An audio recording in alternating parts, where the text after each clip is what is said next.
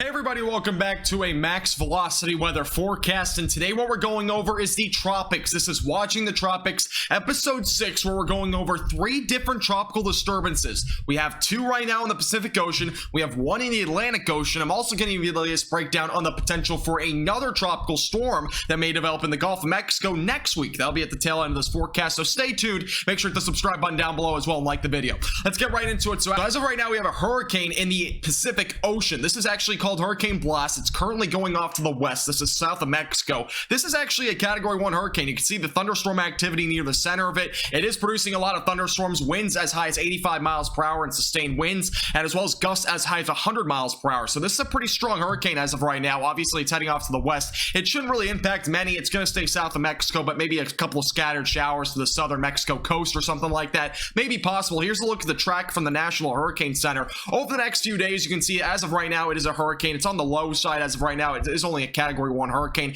It may strengthen slightly over the next 12 hours before it starts to weaken back into maybe a tropical storm. Eventually by Saturday, you can see it's going to be a tropical storm, maybe passing by some islands, and eventually going into Sunday and Monday, it should end up weakening into a tropical depression. So some good news overall. Obviously, it might make some waves or something like that in those areas if there's any cruise ships, but other than that, we should be fine in those areas. Here's a look at the track as well. Most of the computer models keeping it on the same track, basically taking it right off to the west. That might eventually actually go toward Hawaii, but it will likely not be any sort of tropical system at that point. Here's a look at the intensity guide from the computer models. As I said before, the next 12 hours there may be maybe a slight increase in development. Other than that, it's going to mainly just be on the downtrend as it goes into a bit of cooler waters and as well as a little bit more shear kind of enters into that system. All right, let's take a look at Tropical Depression 3. This is centered just south of Guatemala as well as El Salvador. It's only moving about a couple miles per hour to the north right now. It's very slow moving overall. You can see there is a lot of thunderstorm activity embedded with this system. As of again, it's a tropical depression, so it has a little bit of the tropical characteristics. Once it gains some speed, it will eventually potentially become a tropical storm as early as today. So as of right now, again, a lot of thunderstorm activity. This will slowly move to the north. Here's a look at the National Hurricane Center's track on this. Again, it's going to be moving toward the north, toward El Salvador, and maybe even impact areas like Guatemala. Maybe bring some rainfalls to the coastal regions, maybe a little bit of a storm surge as well in the coastlines. Other than that, it's going to mainly become maybe a moderate end sort of tropical storm. It also may become a hurricane. I'll show you more on that in just a second. But as of right now, again, it's going to take a big left-hand turn. It'll likely go off to the west instead of actually going to Guatemala. But it will definitely bring some rainfall, potentially between 3 to 6 inches on the coastline. So that's definitely something to keep in mind there. Here are what the computer models are saying as of right now on the intensity right now of this system. So most of them over the next 84 hours, which is basically about the next 3 days or so, it will likely be a tropical storm. And then eventually some computer models bring it as high as a category 2 hurricane. Only one model shows that. Most of the other ones, though, keeping it at least at a category 1 or lower. So what I'm basically forecasting at this point is it will likely become a moderately to strong tropical storm and maybe become a low-end hurricane possibly by early next week. So this will maybe be something to watch. But other than that, again, it should stay away from the coastlines for the most part. Not really any computer models are bringing it towards Mexico. Only one is as of right now out of several. You can see this one model here is bringing it toward Mexico. The rest are keeping it well to the south of Mexico.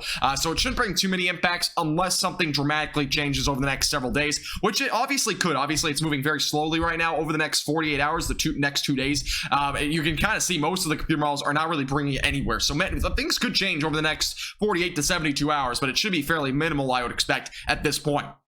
All right, here's a look at the Atlantic Ocean. We actually have a little system. It's actually an invest as of right now. Not a whole lot of organization, though, with this. As you can kind of see, there's a lot of thunderstorm activity to the east as well as to the west. This is kind of where the low pressure system is located. It's not impressive by any means as of right now, but this isn't a system that we've been watching. Again, it has a 10% chance of development by the National Hurricane Center, so it's a very low chance of developing. But again, you can see some thunderstorm activity back out here to the east, way off to this is basically in the Caribbean. Back out to the west, closer to Mexico and as well as Guatemala, there's some thunderstorm activity there. But really in the dead center where that low pressure system is, there's just not much to be seen. So as of right now, again, not a whole lot in terms of development. It looks like over the next 48 hours, it has a 10% chance again of developing over the next 48 hours into potentially like a tropical depression or storm. But it's going to really struggle. Obviously, the Saharan dust, if you're new to the area in Florida or Texas, you may have seen there's a lot of Saharan dust up in the atmosphere. It looks very hazy. That's what that is. It's the Saharan dust. That might hinder the chances of this even developing developing. It's also very close to land, and we're also looking at not just that, but also have a lot of shear. So it's not going to really be a favorable atmosphere at this point for this system to develop. Again, most of the tracks keeping it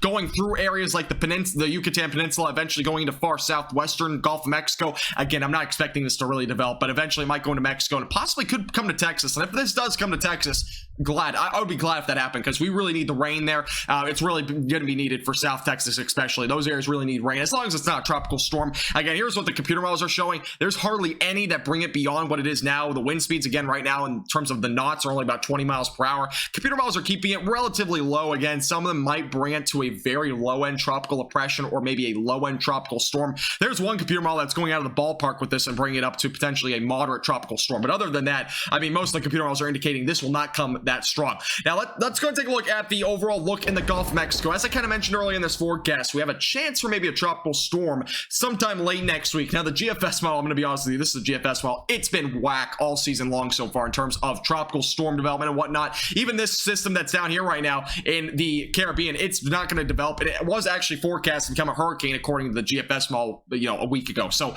it's been very inaccurate so far this season, but I'm going to at least show you what may happen next week. This is what the GFS model indicates. It indicates a little low pressure system down here in the southern Caribbean, maybe developing sometime next week. Again, it seems to be a fairly low-end risk at this point. Eventually, it kind of moves off to the north. That's kind of what it indicates at this point. It might interact with the land. And again, this depends on a lot of factors, including the shear, Saharan dust, etc. But this is by Friday. You can see it starts to develop into this low pressure system, maybe a low-end tropical storm. You can see 1,000 millibars is definitely going to indicate a tropical storm. Eventually, by Saturday into Sunday, it shows it goes off to the north. And again, it's just one computer model. And this is not my forecast, by the way. I'm just kind of giving it a little bit of an idea just in case it does end up happening, but I don't think it will. The last computer model run of this showed it was going way off here to the northwest toward Texas. This one shows it's going to be coming at least a category 1 or 2 hurricane going toward Florida. So there's a lot of uncertainty, but there's definitely a possibility that something like this does happen. Again, we're starting to get closer to the end of June with this sort of system, which does mean we could possibly see something going into maybe the end portions of June. But other than that,